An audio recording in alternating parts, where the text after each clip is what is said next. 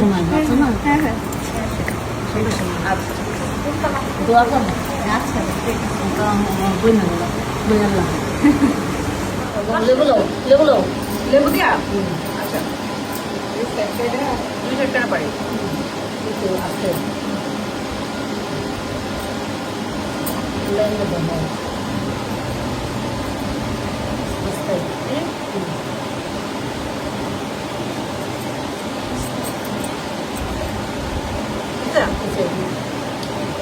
অবাক করার বিষয় হচ্ছে নায়িকা পূর্ণিমা আর তার ক্লাসমেট ছোটবেলার বান্ধবী দেখেনছে তাদের সাথে কোনো মিল আছে, কোনো মিল নেই।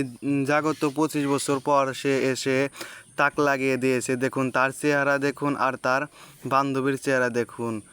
ভাই সংসার করলে দেখেন ভাই মানুষের রূপ জীবন বেশি দিন থাকে না।